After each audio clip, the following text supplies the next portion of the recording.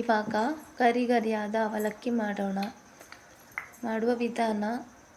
ಬಾಣಲಿಗೆ ಸ್ವಲ್ಪ ಎಣ್ಣೆ ಹಾಕಿ ಅದು ಕಾದ ನಂತರ ಸ್ವಲ್ಪ ಜೀರಿಗೆ, ಸ್ವಲ್ಪ ಗೋಡಂಬಿ, ಸ್ವಲ್ಪ ಬೆಳ್ಳುಳ್ಳಿ, ಸ್ವಲ್ಪ ಈರುಳ್ಳಿ ಹಾಕಿ ಫ್ರೈ ಮಾಡ್ಕೊಳ್ಳೋಣ.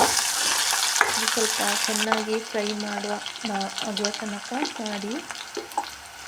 ಮತ್ತು ಅದಕ್ಕೆ ಸ್ವಲ್ಪ ಅರಿಶಿನ, ಸ್ವಲ್ಪ ಉಪ್ಪು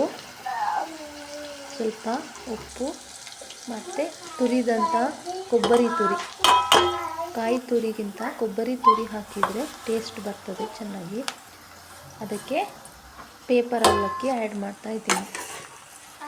ಇವಾಗ ಎಲ್ಲವನ್ನು ಮಿಕ್ಸ್ ಮಾಡ್ತಾಯಿದ್ದೀನಿ. ಎಲ್ಲವನ್ನು ಚೆನ್ನಾಗಿ ಮಿಕ್ಸ್ ಮಾಡಿದ ನಂತರ ನೋಡಿ ಎಷ್ಟು ಚೆಂದ ಕಾಣ್ತಾ ಉಂಟು. ತಿನ್ನಲಿಕ್ಕೆ ಕೂಡ ಸ್ನ್ಯಾಕ್ಸ್ಗೆ ತುಂಬ ಒಳ್ಳೆಯದಾಗುತ್ತೆ. ಕಾಫಿ, ಟೀ ಎಲ್ಲ ತಿನ್ನಲಿಕ್ಕೆ ತುಂಬ ಒಳ್ಳೆಯದಾಗ್ತದೆ. ನೀವು ಟ್ರೈ ಮಾಡಿ.